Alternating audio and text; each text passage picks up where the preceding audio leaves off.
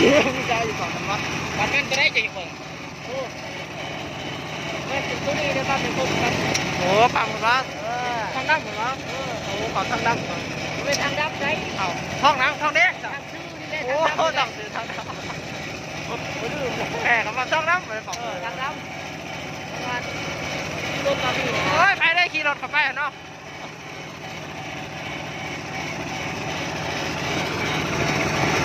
เรื่องนักเล่นปลาชิวจังหวะนักเล่นปลาชิว มันก็โหดเกินเพราะสภาพเขาจะเขาคามน่ะ จากวันน้ำพี่ไก่ไปเลย หรือการมันกับพาเมืองแล้วไม่มีทางแหวกแล้วเฮ้ย ทางเรื่องเลย ได้รถไฟไหมเอารถไฟว่าใส่น้ำมัน นี่อ่ะ รถไฟนะไอ้สวรรค์นะขี่หายแล้วขี่มาใส่น้ำมัน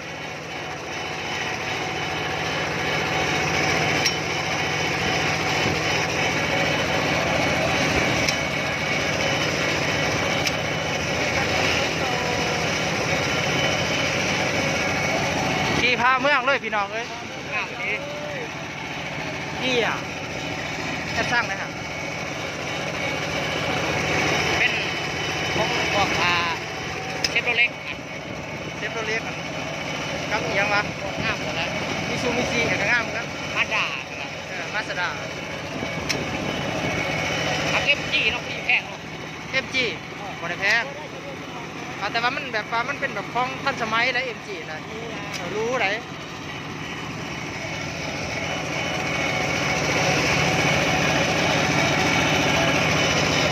นี่แบบนี้ครับ กับนี่ใหญ่โต ขี่รอเบังรถพี่น้องเอ้ยมาแต่วานกาไม่เมื่อย งานเข้าได้เลย เอาเอง กันเอง ได้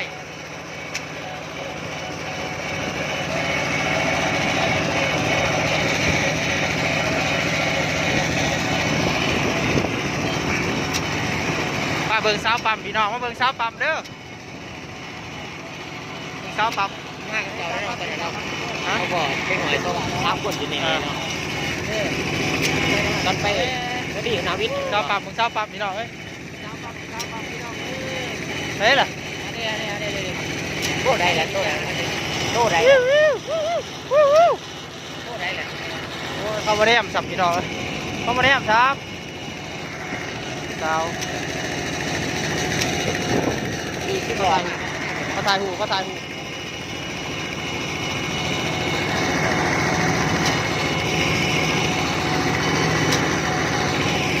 อันนี้ก็คิวรถสารวัตรเนาะ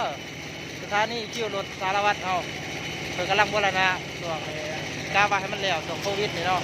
วิดโควิดเนี่ยก็จะนำใส่ได้เลยรถกระแลนเขาโอ้ยขาว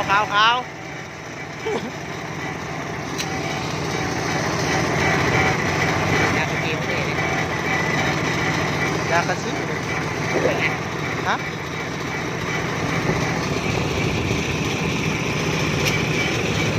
434รถไฟขาย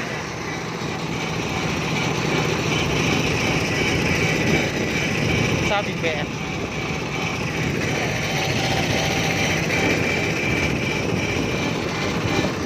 ขี่พาเมื่อโหดเกิน ชิบหล่อชิบหล่อชิบหล่อ รถโม่พี่น้องรถโม่ รถอวดเก่งเนาะ เออรถอะไรนะรถอวดรถโม่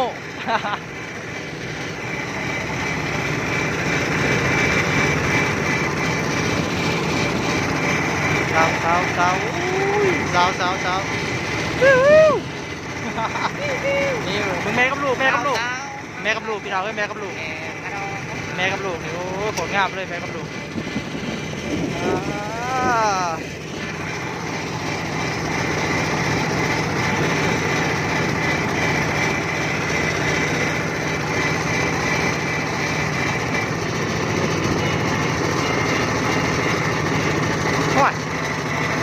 จุ่งมากแล้วมาขึ้นข้างข้างของเราแต่พอที่เขาแคบเนี่ย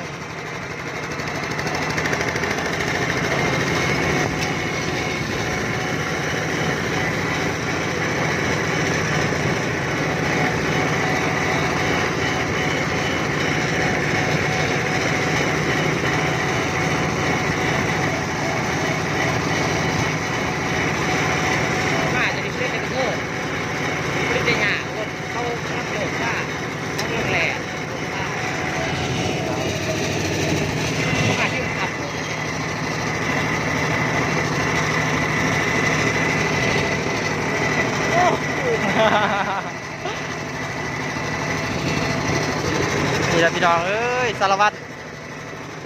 ตัวเมืองสารวัตร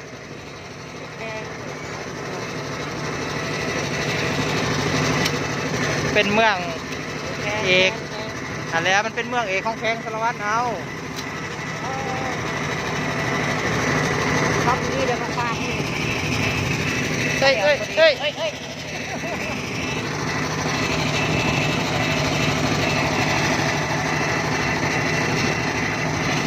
การตัดต่อ เป็นงาน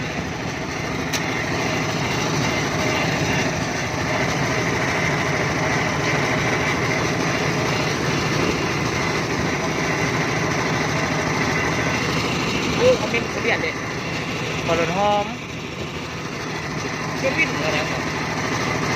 เป็นต้น ไปบนโคตรมากก็ได้โทรเรียกอะไร แม่นี่นี่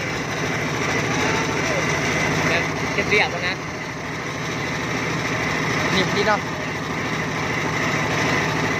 สีเก่าเป็นขาย ติดเครื่องงามๆพี่น้อย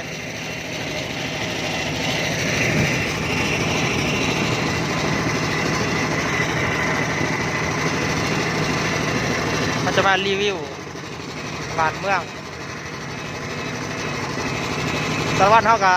ล็อกดาวน์เนาะบาง2 อาทิตย์หลังเนี่ยล็อกดาวน์กันจนบ่มีรถเที่ยวทางพี่น้อย ไม่ได้ตั้งเที่ยวรถ ทางเที่ยวรถดี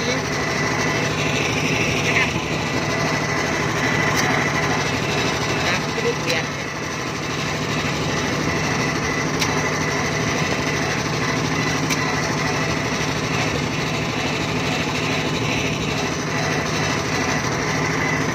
โอ้มินเลย โอ้ยบอลลูนหอม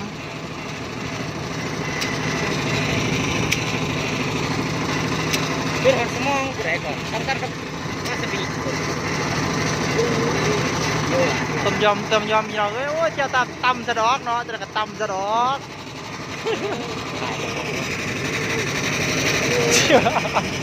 เราจะโอ้ยจะทายเอาหอยย้างอะไรอย่างเงี้ยหลบเด้อขี่รถมานำหลบเด้อ ขายกระทง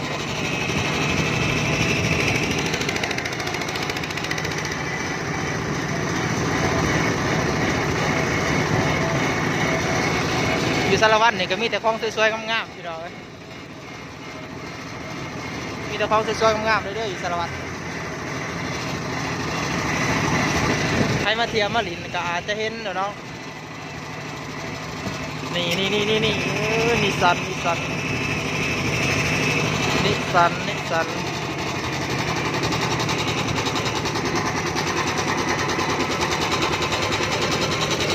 เก็บเอาดิ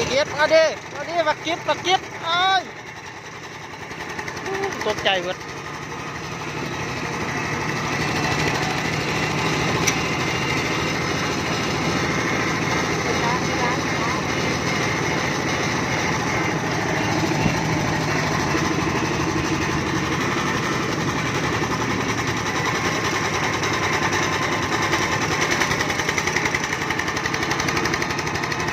พี่น้องไอ้ควันตะตวัดเลยคูโบตาเฮานี่มันเป็นยูเฮาควันตะตวัด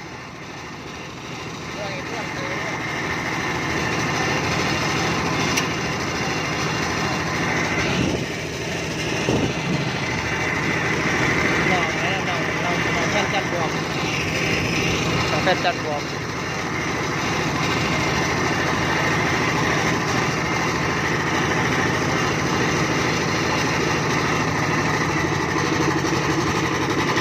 ลืมโทรศัพท์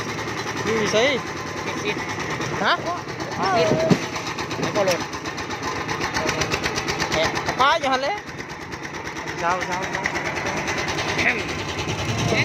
โอ้ยของสวยๆงามๆพี่น้องเอ้ยทางควันไทย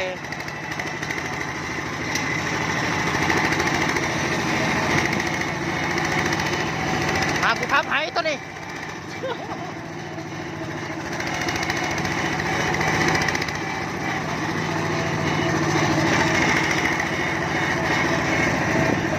เล่งแบบเท่หนาหนูนะแน่นๆหนูนะ โอ้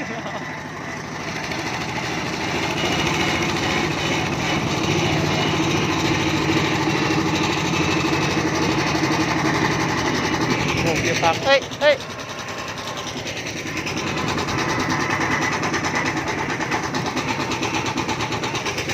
การเจ็บจีนนี่ใน